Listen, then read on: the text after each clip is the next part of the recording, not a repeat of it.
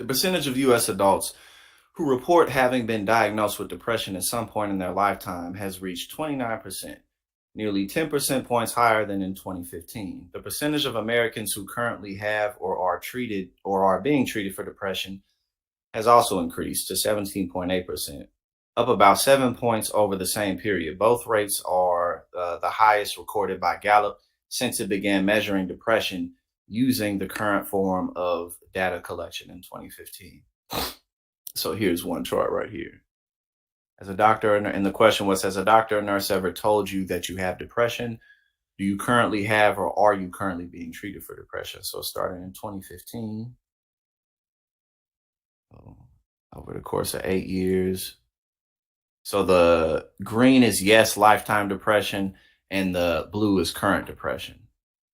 So, and that's kind of what we covered before. Like me, I have more like situational type stuff, and I got ADHD. So like I can manage my shit. You feel me? Like my fixes can be like spend more time with family, spend more time with friends, or invest in this, focus on this instead. Like so like I don't deal with like lifetime type of mental health issues. I just got ADHD. I'm also kind of a fiercely independent person in terms of like my personality and like just situational type of stuff that most of us deal with, most of us have to contend with, which again gets tied back to structural systemic issues, which is why it's always so annoying when people are like, oh, all you gotta do is try harder. Yeah, like, yeah, definitely. You got to try harder. You always gotta work to do better. But again, systemic issues are real. So uh, fixing things that make sense to be fixed. Let's be about doing that. You know,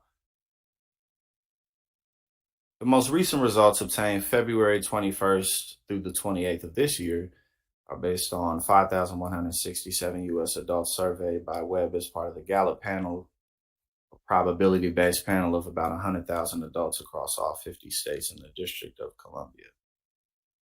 Okay, so rates among women, young adults, Black and Hispanic adults are rising.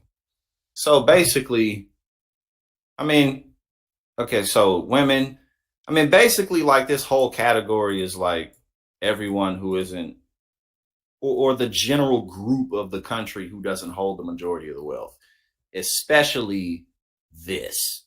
You know what I'm saying? Because young adults encompass, whether you're white, black, woman, man, anything, you feel me, queer, non-queer, whatever, uh, Chinese, Vietnamese, all of that gets encapsulated into this.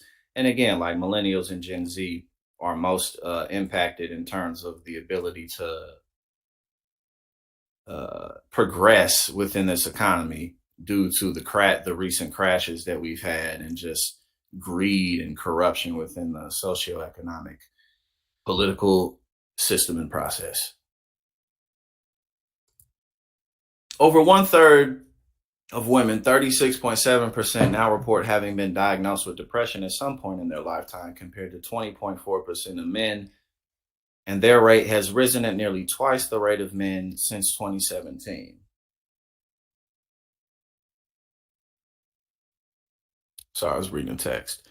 These two groups, up 6.2 and 11.6 percentage points, respectively, as well as adults aged 30 to 44, have the fastest rising rates compared to 2017 estimates. And again, 30 to 44, the general group where like you start to really, really, truly have to break off and like make your own investments, and most importantly, suffer the consequences more heavily of whatever action you take or don't take, or maybe, for instance, like the Silicon Valley bank collapse. I know a lot of people who, well, not a lot, but I know several people who worked in some tech companies out in California who lost their jobs due to that. So, a variety of shit may happen to that, but generally within that 30 to 44 age group is, millennials basically.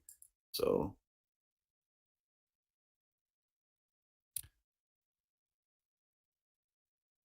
all right. So now let's get into it. And these are talking about lifetime depression rates as well. So, lifetime and current depression rates by subgroup.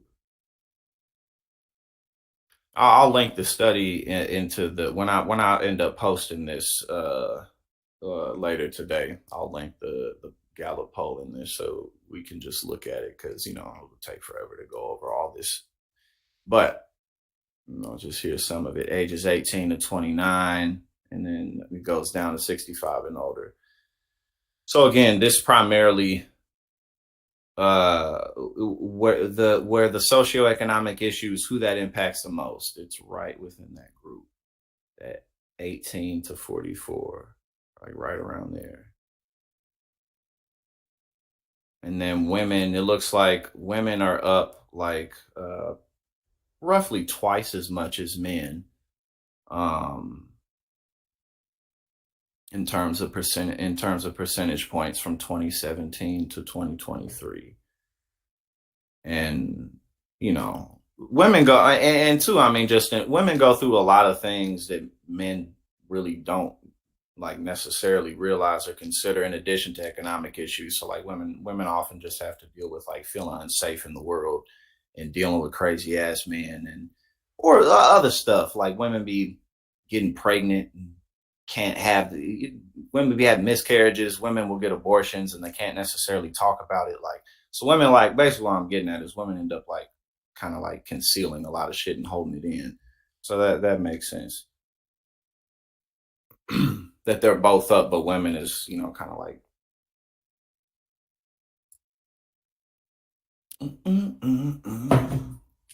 oh yeah, I saw this, and again, I think, because I think that this is stuff that impacts, again, and we're seeing this too. This impacts pretty much everybody within this age group. So yeah, but I think that the good thing though is a variety of things that I've come to find. And it's this. So for one thing, I think that the positive and good gray silver lining is that our issues really aren't complicated. So moving forward, like, so the way I look at like the Democratic Party or the Republican Party or anybody who's like really older and empowered is, as I come into manhood more, as I become more of a grown man and have just more of a say so in what happens in my life and the lives of people around me, or the more I influence the lives of the people around me, um, the more I feel like, okay, I can make changes. And I feel like, again, it's simple, but it's real. Like, I feel like the more people realize how they can personally impact just the world directly around them, the more you take responsibility for what you want to see. Um, Especially understanding that our issues really aren't that complicated in terms of like our healthcare issues, education issues, economic issues, just coming together to figure this type of stuff out. Um, but like, I just, like, for me, the way I see people who are in the way, I just get them out the way. Like, I just, that's my mentality, and that's how I go about my life and go about the world. Like, if you're in the way, I will just move you out of the way. Because that's how things work. It really is. You feel me? Like, if you're standing in the way of something good being done for a greater cause that makes sense, then I will just move you. You feel me? Like, I don't really care what you think. I don't really care what you do. I don't really give a fuck what you talking about. If you in my way, I'm finna get you the fuck up out my way. And there's power in that, because you realize how much more of an impact you can have on the world when you just directly take on motherfuckers who are in your way for no good reason. Because that's how people, not just like people automatic, like, it's not like, oh, the world's against you, but no, what are we really talking about? We're talking about making positive change. So if a motherfucker's in the way, let's just get him out the way and take responsibility for how we can go about making change in the political system and the world directly around us. You know what I mean? And secondly, when it comes to like mental health issues, a lot of what we can do, especially when it's more situational type of stuff or circumstantial types of things, like with economic issues and stuff, is, again, there is power. Again, on the one hand, we go after systemic issue, but there is power in pulling back and creating more balance in your life with things that you maybe are falling short on. Reconnecting with friends, making time for friends and family, reaching out to those people. You know what I'm saying? Like, or making an effort to go meet new people. Like, people are great. You feel me? Like, people really are. We're a little bit of everything. But again, we just have to be aware of our full nature and come together with the good people around us, because that really helps to melt away a lot of our issues and separate us from the system.